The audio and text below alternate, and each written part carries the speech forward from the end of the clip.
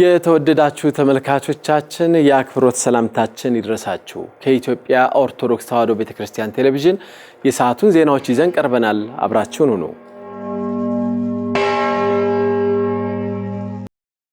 ወደ ቀዳሚው ዜናችን እናልፋለን። ብፁዕ አቡነ ሳይሮስ የመንበረ ፓትርያርክ ጠቅላይ ቤተ ክህነት ዋና ስራ አስኪያጅ፣ የደቡብ ምዕራብ ሸዋና የሸገር ከተማ አህጉረ ስብከት ሊቀ ጳጳስ የመንበረ ፓትርያርክ ጠቅላይ ቤተ ክህነት መዛግብትን ዲጂታይዝ የማድረግ ስራው በጥንቃቄ እንዲከናወን አሳሰቡ። ብፁዕነታቸው ማሳሰቢያውን የሰጡት የመንበረ ፓትርያርክ ጠቅላይ ቤተ ክህነት መዛግብትን ዲጂታይዝ እንዲያደርግ ለተቋቋመው ኮሚቴ ስልጠና ሲሰጥ ነው። ለዝርዝሩ ያረካል አድማሱ። ብፁዕ አቡነ ሳዊሮስ የጠቅላይ ቤተ ክህነት ዋና ስራ አስኪያጅ፣ የደቡብ ምዕራብ ሸዋና የሸገር ከተማ አህጉረ ስብከት ሊቀ ጳጳስ የመንበረ ፓትርያርክ ጠቅላይ ቤተ ክህነት መዛግብትን ዲጂታላይዝ እንዲያደርግ ለተቋቋመው ኮሚቴ የሚሰጠውን ስልጠና ሲያስጀምሩ ባስተላለፉት መልእክት መዛግብቶቹ ዲጂታላይዝ መደረጋቸው ለቅድስት ቤተክርስቲያን አስፈላጊ መሆኑን ጠቁመዋል። ብዙ ፋይሎች ናቸው ያሉት፣ ብዙ መዛግብት አሉ። የመሬት አለ፣ የጥንቱ የመሬት ይዞታ የሌላም ብዙ ነው ያለው። እንደገና ቃለ ጉባኤዎቹ ሲታዩ ደግሞ የተለዩ ቃለ ጉባኤዎች ናቸው። በዚህ ዘመን ያንን ቃለ ጉባኤ የሚያዘጋጅ ሰው አይገኝም። የተለየ ቃለ ጉባኤ ነው። እሱ እንደ መጽሐፍት ነው የሚታዩት እንጂ ዝም ብሎ አይደለምና አጀማመራቸው፣ አጨራረሳቸው የተለየ ቃለ ጉባኤ። በዚህ ዘመን ማንም ሰው ያችን መጽሐፍ አይችልም። የተለዩ ናቸው። ዛ ታሪካዊ የሆኑ ናቸው ዛ ውስጥ ያሉትና አባቶቻችን የቀደሙት በጣም አዋቂዎች፣ ብልሆች፣ አርቆ አሳቢዎች ስለነበሩ ሁሉ ነገር በጥንቃቄ ሰርቶ በጥንቃቄ አስቀምጠው ነው ሄዱት እና እኛ ደግሞ በዘመናችን እንደነሱም ባንሆን ከዘመኑ ጋራ የሚገባው ነገር መስራት በጣም ያስፈልጋል። ብፁዕነታቸው በመልእክታቸው የመንበረ ፓትርያርክ ጠቅላይ ቤተ ክህነት መዛግብትን ዲጂታላይዝ የማድረጉን ተግባር ለማገዝ ፈቃደኛ የሆኑ ምዕመናን መኖራቸውን ጠቁመው ስራው ታሪክን መሰነድ እንደመሆኑ መጠን በጥንቃቄ ሊካሄድ እንደሚገባ አሳስበዋል። አጋዥም ደግሞ እርዳታ በዚህ ገንዘብ የሚረዱንም ሰዎች አግኝተናል። እግዚአብሔር ረድቶን ማለት ነው እና አሁን ሁሉ ነገር ተሟልተዋል። ስለዚህ ታሪክ መስራት ይገባናል። መተጋገዝ ያስፈልጋል። ቤታችንን ራሳችን እንደ ባለቤት ሆነን ራሳችን ሁላችንም መስራት ይጠበቅብናልና ስለዚህ እንደ አባቶቻችን በጥንቃቄ በማስተዋል ጥሩ አርጋችሁ መስራት ይገባናል። ብፁዕ አቡነ ዲዮስቆሮስ የቅዱስ ሲኖዶስ ዋና ጸሐፊ የራያ ሀገረ ስብከት ሊቀ ጳጳስ በበኩላቸው የቅድስት ቤተክርስቲያን መዛግብት ዲጂታላይዝ እንዲሆኑ ወደ ተግባር መገባቱ የሚበረታታ መሆኑን ገልጸው ስራውን እንዲከውን ለተቋቋመው ኮሚቴ ስልጠና መሰጠቱም ለእውቀት ሽግግር የራሱን በጎ አሻራ የሚያኖር መሆኑን ጠቁመዋል። ብፁዕ አባታችን አርቆ አሳቢነት፣ መሪነት፣ ጥሩ ስራዎች ከመቼውም በበለጠ ያው ውድድር ያለ ነው። እቺስ ያው ዝም ብሎ በሬ ወደ አገሩ ይስባል እየሆነ ነው የኛ የቤተ ክህነት ጉዳይ እንጂ መተካካትም ያለ ነው፣ መበላለጥም ያለ ነው፣ ውድድርም ያለ ነው ነው። ስለዚህ ለዚህም ነው እኔም ራሴ እንደ ግብአት ያቀረብኩኝ። እኔም ስራ አስኪያጅ ነበርኩኝ፣ ግን እንኳን ስራው ይሄን ልንሰራው ሐሳቡም አልመጣልኝ ያልኩት ለዚህ ነው። እውነት መናገር ደግሞ ከኛ ከአባቶች ይሄ የእውነት ቤት ስለሆነ እውነት መመስከር ስለሚገባ ነውና እንግዲህ ብፁዕ አባታችን ይህንን እድል ያው ዘርግተዋል። ይህንን ስራም እንዲሰራ መልካም ፈቃዳቸው ሆኖ ያው አመራር መመሪያ ሰጥተዋል። እናንተም ሰልጣኞቹም እድለኞች ናቸው። ተጠቀሙ። ሙያ ነው። እልውሃችሁ በዚህ ከሆነ በዚሁ ቤተክርስቲያን ታገለግላላችሁ፣ ትጠቅማላችሁ፣ ራሳችሁን ትጠቀማላችሁ። ካልሆነ ደግሞ ወደ ሌላ ደግሞ በምትጠሩበት ጊዜ ደግሞ ሙያ ይዛችሁ ስትሄዱ ሙያችሁ ያኖራችኋል። በስልጠናው ማስጀመሪያ ላይ የተገኙት ብፁዕ አቡነ ዮሴፍ የሲዳማ ሀገረ ስብከት ሊቀ ጳጳስ ደግሞ መዛግብት ዲጂታላይዝ ሆነው መቀመጣቸው መልከ ብዙ ጠቀሜታ ያለውና ታሪካዊ ስራ ነው ብለዋል። መጀመራችሁ በጣም ትልቅ ነገር ነው። እኔም አባቶች ጋር መጥቼ ይህን መማየቴ በጣም ደስ ብሎኛል። ብፁዕ አባታችንም በዘመንዎት ደግሞ የማስጀመሩት አንድ ታሪክ ነው። እውነት ለመናገር በጣም ትልቅ ነገር መሰረታዊ የሆነ ነገር ነው። ኢሜል እንኳን መጠቀም የማይችል ቤተ ክህነት ነው። እውነት ለመናገር እስከ ቅርብ ጊዜ ድረስ አሁን እንዴት እንደሆነ ባላቅም ኢሜልም የለውም። አሁን ቴሌግራም ነው ምናምን ነው የሚጠቀመው። ይሄ ልጆች ዝም ብሎ ሰው የሚጠቀመው ነገር ነው። ቤተክርስቲያኗ የምትጠቀመው ኢሜል እንኳን በአግባቡ ኢሜል የሚደረግበት ሁኔታ አንዳንድ ቦታ ላይ ካልሆነ በስተቀር ተደራጀ ነገር የለንም እና ይሄንን ለማድረግ ብፁዕ አባታችን በዚህ ወቅት ይሄ እንዲሰራ ፈቃድና ኮሚቴ ማቋቋሞት እንዲሰራ መፍቀዶት አንድም ታሪክ ነው። እኛም በዘመናችን ይሄ መሰራቱ ታሪክ ነው። ለታሪክ የታሪኩ ተካፋዮች የታሪኩ አካል ሆነናል ማለት ነው። የመንበረ ፓትርያርክ ጠቅላይ ቤተ ክህነት መዛግብትን ዲጂታላይዝ ለማድረግ ለተቋቋመው ኮሚቴ ከመጋቢት 9 ቀን 2018 ዓ.ም ጀምሮ ለተከታታይ 3 ቀናት በሚሰጠው ስልጠና አርካይቭ ማኔጅመንት፣ ኢንፎርሜሽን ቴክኖሎጂ እና ዲጂታል አርካይቪንግ እንዲሁም ዲጂታል ቴክኖሎጂ የትኩረት ርዕሰ ጉዳዮች መሆናቸውን የኮሚቴው ሰብሳቢ መጋቢ ጥበባት ያዕቆብ ታደሰ አመላክተዋል። የኢትዮጵያ ኦርቶዶክስ ተዋሕዶ ቤተክርስቲያን ብፁዕ ጠቅላይ ሥራ አስኪያጅና ብፁዕ የቅዱስ ሲኖዶስ ዋና ጸሐፊ በመንበረ ፓትርያርክ ጠቅላይ ቤተ ክህነት እየተከናወኑ የሚገኙ የልማት ፕሮጀክቶችን እየተዘዋወሩ ጎበኙ። ፈለጉሽ አሻግሬ ዝርዝሩን አዘጋጅተዋለች። መጋቢት 8 ቀን 2018 ዓ.ም ብፁዕ አቡነ ሳዊሮስ የጠቅላይ ቤተ ክህነት ዋና ስራ አስኪያጅ፣ የደቡብ ምዕራብ ሸዋና የሸገር ከተማ ሀገረ ስብከት ሊቀ ጳጳስ፣ ብፁዕ አቡነ ዲዮስቆሮስ የቅዱስ ሲኖዶስ ዋና ጸሐፊ፣ የራያ ሀገረ ስብከት ሊቀ ጳጳስና የመንበረ ፓትርያርክ ጠቅላይ ቤተ ክህነት ጽሕፈት ቤት አስተዳደር፣ የመንበረ ፓትርያርክ ጠቅላይ ቤተ ክህነት ጽሕፈት ቤት አስተዳደር ጉባኤ አባላት እየተከናወኑ የሚገኙ የልማት ፕሮጀክቶችን ጎብኝተዋል። በመንበረ ፓትርያርክ ጠቅላይ ቤተ ክህነት ቅጽር ግቢ የሚገኘው ዓለም አቀፍ የስብሰባ አዳራሽ በቅድሚያ የጎበኙ ሲሆን በመሆኑም ደረጃውን በጠበቀ መልኩ እየተሰራ እንደሚገኝና የግንባታ ስራውም 80 በመቶ መድረሱን የሳይ አማካሪዎች ዋና ስራ አስኪያጅ አቶ ሳሙኤል አፈወርቅ ገልጸዋል። እዚህ ዲዛይን ላይ ስንገባ ብዙ አይነት ሀሳቦች ነበሩ። በብፁዕ አቡነ ዲዮስቆሮስ ዘመን ነው መጀመሪያ ላይ የዲዛይን ሀሳቡን የሰራ ነው። ከዛ በኋላ እሱን ሀሳብ ለ2 ዓመት ያህል መጀመሪያ አብላልተነዋል። ያ ከተብላላና ከተሰራ በኋላ ከእንደገና ወደ ጨረታ እንዲወጣ ተደርጓል ማለት ነው። ኮንትራክተር ፍለጋ ኮንትራክተር ደግሞ ከተመረጠ በኋላ ወደ ስራ የተገባው እንግዲህ 2018-19 መግቢያ ላይ ነው የተደረገው። ሁሉም አባቶች በነበሩበት ጊዜ ትኩረት ሰጥተው እያንዳንዱን ስራ ሲከታተሉ እያንዳንዱን ሀሳብ ሲያዋጡ ነው የነበረው። መሀከል ላይ ሀሳቦች የተቀያየሩ ነበሩ። ወደ 400 ሜትር ስኩዌር በአንድ ወለል ላይ በአንድ አቅጣጫ ደግሞ ወደ 200 ሜትር ስኩዌር 683 ሜትር ስኩዌር አካባቢ ተጨማሪ የጨምረንበት 3300 ሜትር ስኩዌር የነበረው ወደ 4100 ሜትር ስኩዌር አካባቢ አድጎ ነው አሁን ያለው። ይህን አዳራሽ ግን ከመጀመሪያው ዲዛይን ስንሰራ ዓለም አቀፍ የመሰብሰቢያ አዳራሽ እንዲሆን ነው እንትን ያደረግነው፣ ስብሰባውን ያደራጀ ነው ማለት ነው። ይሄ ምን ማለት ነው? በአፍሪካ ህብረት በዓለም አቀፍ የተባበሩት መንግስታት ህግጋቶችም ውስጥ ተካታች መሆን እንዲችልና ያንን ማሟላት እንዲችል ነው ያደረግነው ማለት ነው።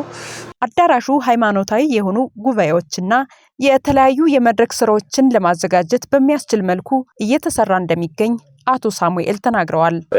በዋናው መንገድ የምንገባበት በር በኩል ስንገባ አሁን የቆምነው የብፁዓን አባቶች መግቢያ በር ነው። ወይም ደግሞ ለሌሎች ስብሰባዎች ደግሞ ስናስብ ትልቅ ተጋባዦች የሚገቡበት ወይም ቪአይፒ የምንላቸው የሚገቡበት በር ላይ ነው። በሌላኛው አቅጣጫ ደግሞ ሌላው ህብረተሰብ የሚገባበት ነው። ትልቅ ላይብረሪ እና ሚውዚየም በኤሌክትሮኒክ ቨርቹዋሊ የሚሰራ ሚውዚየም እንዲሆን ቤተክርስቲያንን ሊወክል የሚችል ሚውዚየም ዘመኑንም የዋጀ እንዲሆን እዛም አዘጋጅተናል። ወደ 3000 ካሬ ሜትር የሚሆን አስተዳደር ይሄን ህንፃ ሊያስተዳድር የሚችል የቢሮ ክፍሎች አሉት። ከዛ ወደ ላይ ስንወጣ ቅድም ያልኩት የሴኩሪቲ ሲስተሞችን የሚቆጣጠር ክፍል አለው። በኮምፒውተር በቴሌቪዥን እያደረጉ በካሜራ እያደረጉ የሚያደርጉበት አለ። የህብረተሰቡ ደግሞ እዚህ ውስጥ የሚሰበሰበው የሚጠቀምበት መጸዳጃ ክፍሎች በጣም ብዙ ክፍሎች አሉት። ከሱ ከፍ ብለን ስንወጣ ቅድም እንዳልኩት እንግዲህ አንዱ በፊት የሲኖዶስ መሰብሰቢያ ያልነበረውም እዚህ ውስጥ የሲኖዶስ መሰብሰቢያ ያስፈልገዋል የሚል በብፁዕ አቡነ አብርሃም ጊዜ ለውጥ እንዲደረግበት ተደርጎ ያካተተው ክፍል አለ። በጣም ዓለም አቀፍ ሲኖዶስ ስብሰባዎችን በምናየው መጠን እዚህ ውስጥ ስብሰባ እንዲካሄድ ኦንላይን ሊሰራጭበት የሚችልበት መንገድን መሳሪያዎችን የታጠቀ ክፍል ነው እሱ ማለት ነው። ከሱ ፊት ለፊት ደግሞ 600 ሰው የሚይዝ ሌላ አዳራሽ አለ። ይሄ 600 የሚይዘው አዳራሽ ወደ ሁለት ቦታ መከፈል ይችላል። 300 ሰው የሚይዝ አዳራሽ አለን። ከዚህ ላይ ከፍ ብለን ስንወጣ ነው እንግዲህ የቅድሙ ያልኩት የ2100 ሰው የሚይዘው አዳራሽ ያለው። በአንድ በኩል 1700 ሰው የሚይዝ ነው በአንድ ወለል ላይ። ከላይ ደግሞ ወደ 400 አካባቢ የሚሆኑ መቀመጫዎችን ይይዛል ማለት ነው። ጠቅለል አድርገን ስናስባቸው እንግዲህ አገልግሎቶቹ እነዚህ ናቸው። የቪአይፒ አሁን የቆምኩበት ቅድም እንዳልኩት የቪአይፒ ሬስቶራንትም አለን። ቪአይፒ ሬስቶራንት ስብሰባውም ላይ በመድረክ ጀርባ መግባት እንደሚችሉት ሁሉ በዚህ በኩል ደግሞ ከቤተክርስቲያኑ በደንብ ጥበቃው በተሞላበት መልኩ ሲገቡ ስብሰባ እስከሚመጣ ድረስ የሚጠብቁበት የቪአይፒ ክፍል አለን።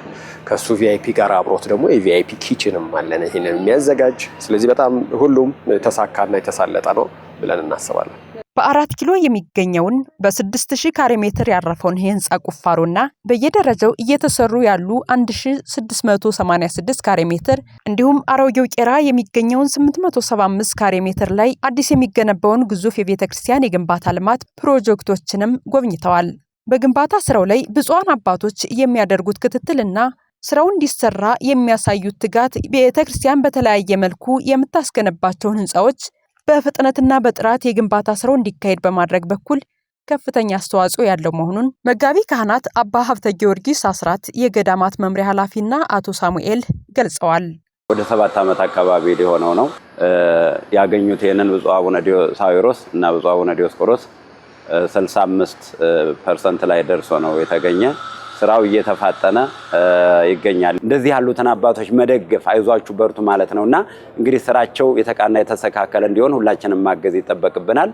እየተስተካከለ እየተሟላ ነው። የቀሩትን ስራዎች ደግሞ አብረን በጋራ እንሰራለን ለማለት ነው። ብፁዓን አባቶች የሚሰጡት ሀሳብ ነገሮች ተቀላጥፈው መሳካት እንዲችል የሚያደርጉት እርምጃ በጣም ነው የሚገርመውና የሚደንቀኝ። ሁሉ ጊዜ ሁሉም አባቶች በጣም በጎ የሆኑ ነገሮችን ነው እዚህ ላይ ያስቀመጡት። አሁንም ደግሞ ብፁዕ አቡነ ሳዊሮስ፣ ብፁዕ አቡነ ዲዮስቆሮስ ከመጡ በኋላ ይሄንን በታቀደለት ጊዜ ውስጥ መድረስ እንዲችል በየቀኑ 2 ጊዜ 3 ጊዜ በቀን እየተመላለሱ እያዩት ነው።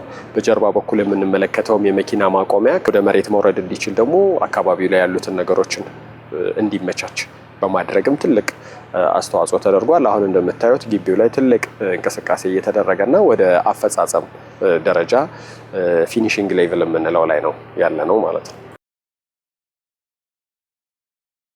በምስራቅ ሸዋ ሀገረ ስብከት የሚገኘው የዝቋላ ደብረ ከዋክብት አቡነ ገብረ መንፈስ ቅዱስ አንድነት ገዳም ራሱን ለመቻል ለሚያከናውነው የልማት ስራዎች ኦርቶዶክሳውያን እንዲተባበሩ ጥሪ ቀረበ። መምህር ጌታቸው በቀለ ዝርዝሩን አዘጋጅቶታል። መጋቢት 5 ቀን 2018 ዓ.ም የጻድቁ አቡነ ገብረ መንፈስ ቅዱስ ዓመታዊ በዓል በታላቅ ድምቀት ከሚከበርባቸው ቦታዎች አንዱ የዝቋላ ደብረ ከዋክብት አቡነ ገብረ መንፈስ ቅዱስ አንድነት ገዳም ነው። በበዓሉ ላይ ብፁዕ አቡነ ጎርጎሪዮስ የምስራቅ ሸዋ ሀገረ ስብከት ሊቀ ጳጳስ፣ ብፁዕ አቡነ ማቴዎስ የኢትዮጵያ ኦርቶዶክስ ተዋሕዶ ቤተክርስቲያን የመገናኛ ብዙሃን ድርጅት የበላይ ኃላፊና የምስራቅ አፍሪካ ሀገረ ስብከት ሊቀ ጳጳስ በተገኙበት በታላቅ ድምቀት ተከብረዋል።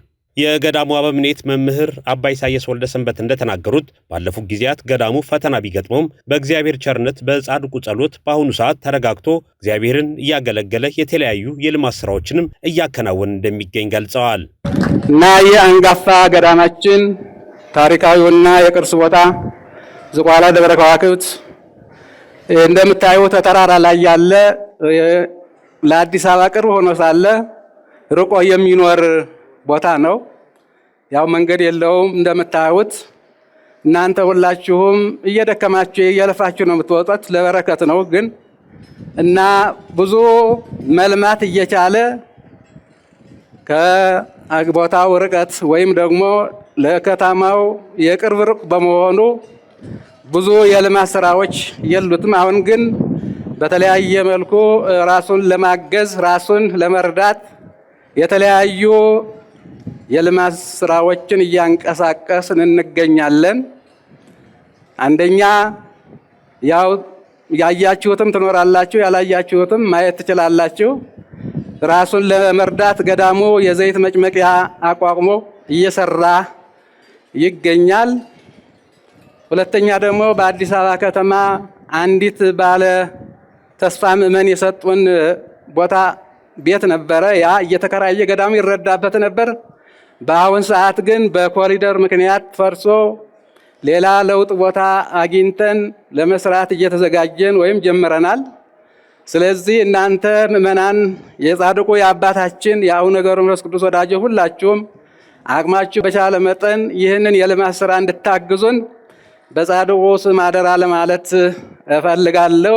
ቆሞስ አባ አትናቴዎስ የዝዋይ ሐመረ ብርሃን ቅዱስ ገብርኤል ገዳምና የሥራ አመራር መንፈሳዊ ኮሌጅ አበምኔትም እንደገለጹት ቅዱሳን እግዚአብሔር የሰጣቸው መክሊት አትርፈው ካለፉት ቅዱሳን መካከል አንዱ ጻድቁ አቡነ ገብረ መንፈስ ቅዱስ ናቸው። በዚህ በጻድቁ ዓመታዊ ክብረ በዓል ላይም መገኘት ታላቅ በረከት ያሰጣል ብለዋል።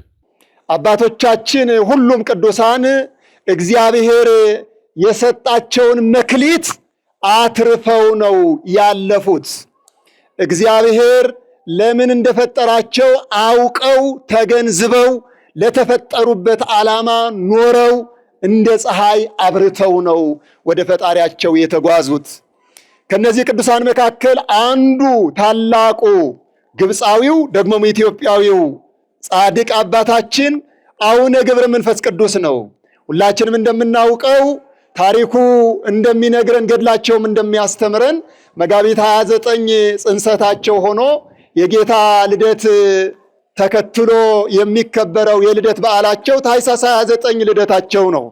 ልክ እንደተወለዱ ስብሐት ለአብ ስብሐት ለወልድ ስብሐት ለመንፈስ ቅዱስ ዘአውፅአኒ እምጽልመት ውስተ ብርሃን፣ ከጨለማው ወደ ብርሃን ከጠባቡ የእናቴ የአቅሌስያ ማህፀን ወደ ሰፊው ዓለም ላመጣኝ ለእግዚአብሔር ምስጋና ይሁን ብለው ገና ባልረታ አንደበታቸው ሌሎች ልጆች ሲወለዱ እያለቀሱ ሲወለዱ፣ እሳቸው ግን እያመሰገኑ ነው የወጡት። ለምስጋና ነው አንደበታቸው የተከፈተው። እግዚአብሔር ሁሉንም ነገር ማድረግ ስለሚችል በግብፅ በደቡባዊ በኒሂሳ ተወልደው በዛ ባሉ ገዳማት ለ300 ዓመታት በተጋድሎ ጸንተው ከቆዩ በኋላ እግዚአብሔር መርቶ ደግሞ ወደ ኢትዮጵያ በግሩማን መላእክት እየተመሩ 60 አናብስት 60 አናምርት በቀኝና በግራ እንደ አጃቢ ሰራዊት ሆነው ወደ ኢትዮጵያ ሲመጡ አብረዋቸው መጥተዋል። ኢትዮጵያ እንዲመጡ ያደረገው እግዚአብሔር ነው። 300 ዓመታት ሙሉ በግብፅ በረሃ በገዳም ተከተው ከእግዚአብሔር ጋር ሆነው ምድራዊ ሆነው ሳለ ሰማያዊ ሆነው ስጋ የለበስ ሆነው ሳለ ስጋዊ ምግብ ሳያሻቸው የመላእክት ምግብ እየተመገቡ ኖረው፣ ይበልጥ ደግሞ ሀገራችን ኢትዮጵያ እጅግ የታደለች የቅዱሳን ምንጭ መፍለቂያ ደግሞም የቅዱሳን የማረፊያ ስፍራቸው ማስተናገጃ ሀገር ናት ኢትዮጵያ ሀገራችን። በመጨረሻም ብፁዕ አቡነ ጎርጎርዮስ የምስራቅ ሸዋ ሀገረ ስብከት ሊቀ ጳጳስ ባስተላለፉ መልእክት የዝቋላ አቡነ ገብረ መንፈስ ቅዱስ አንድነት ገዳም የጸሎት የበረከት የእግዚአብሔር ድምፅ የሚሰማበት ቦታ በመሆኑ በዚህ ክብረ በዓል ላይ ትልቅ በረከት ታገኛላችሁ ሲሉ አባታዊ መልእክታቸውን አስተላልፈዋል።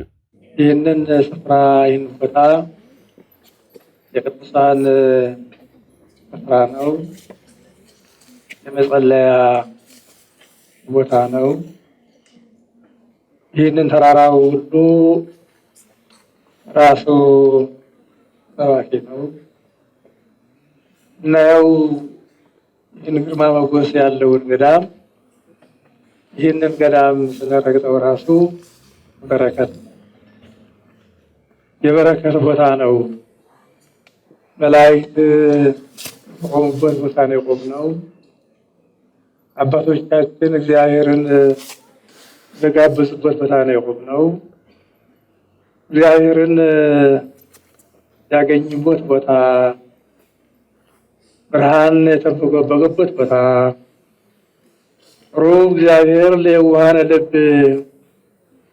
ልብ ላላቸው እግዚአብሔርን ለሚፈሩ እግዚአብሔር ቅርብ ነው። ቅርብ ነው። ጸርሑ ጻድቃን እግዚአብሔር ሰማው። ጻድቃን ጮኹ እግዚአብሔር ሰማቸው። የእግዚአብሔር ድምፅ የተሰማበት በረከተ እግዚአብሔር የተላለፈበት እግዚአብሔር ለልጆቹ ለአገልጋዮቹ ወዳጆቹ የተገለጠበት የበረከት ቦታ ነውና ስብሐት ለእግዚአብሔር ለዘአብጽሐነ እስከ ዛቲ ሰዓት። እንኳን አደረሰን አደረሳችሁ። በመጨረሻም የአዲስ አበባ ሀገረ ስብከት የሥራ ኃላፊዎች፣ የአድባራትና ገዳማት አስተዳዳሪዎች ከአዲስ አበባ ከተማ ከንቲባ ክብርት አዳነች አቤቤ ጋር ተወያዩ። በውይይቱ ላይ በርካታ የቤተ ክርስቲያን ጉዳዮች ተነስተዋል። ዝርዝሩን ሰናይት ባንተ አዘጋጅተዋለች። የአዲስ አበባ ሀገረ ስብከት የሥራ ኃላፊዎች እንዲሁም የአድባራትና ገዳማት አስተዳዳሪዎች ከአዲስ አበባ ከተማ ከንቲባ ክብርት አዳነች አቤቤ ጋር ተወያይተዋል። በውይይት መድረኩ ላይ ክብርት ከንቲባ የቅድስት ቤተ ክርስቲያን ሚና የማይተካ መሆኑን አንስተዋል። እንዲሁም በቀጣይ ለሚደረጉ እንቅስቃሴዎች ወሳኝ ሚና እንደሚኖራት ተናግረዋል። የስብሰባው ተሳታፊዎችም የቅድስት ቤተ ክርስቲያን አንኳር ጉዳዮች ናቸው ያሏቸውን በርካታ ጥያቄዎች አቅርበዋል። ከተነሱ ጥያቄዎች መካከል የሰላም ጉዳይ አንዱ ነው። ሰላም ላይ የምንሰራቸው ስራዎች የጋራ ናቸው። ሰላም ተብሎ ሲባል ከተማችን ላይ ያለውን ሰላም ጥሩ ነው። ነገር ግን ለቤተ ክርስቲያን ሁሉም ልጅ እንደመሆኑ መጠን ዳር አካባቢ ያለችውም ሰላም እንደ ኮሪደሩ ጠንከር ብለን ብንሰራበት ጥሩ ነው ብዬ አምናለሁ። ምክንያቱም ብዙ ሰቆቃ የሚታይባቸው እንባዎች የሚፈሱ በየቀኑ የሰው መሞት አለ። ሰላማዊ ነገሮችን እናስተካክል ተብሎ ሲባል ግን በጽንፈተኝነትም በአክራሪነትም መፈረጅ አለበት ብዬ አላምንም። ምክንያቱም ምናያቸው ብዙ ሞቶች አሉ። ከተማችን ላይ የለም እውነት ነው፣ ግን እዛም ያለው ወገን ነውና ማገዝ ካለብን ጭምር እናግዝ። ክብርት ከንቲባ ክብርት ከንቲባዋም ጉዳዩ የጋራ መሆኑን ተናግረው ችግሮችን ለማስቀረት ይሰራል ብለዋል።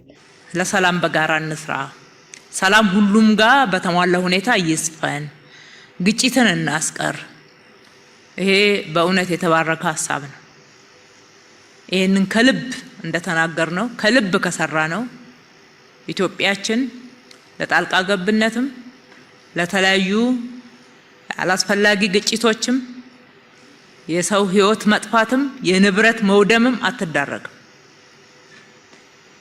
ቤተ እምነቶች የመጀመሪያው ትልቁ ኃላፊነታቸው ሰላምን መስበክ ነው። የሰላም አምባሳደር መሆን ነው። የያዛችሁት ወንጌል የሰላም ወንጌል ነው።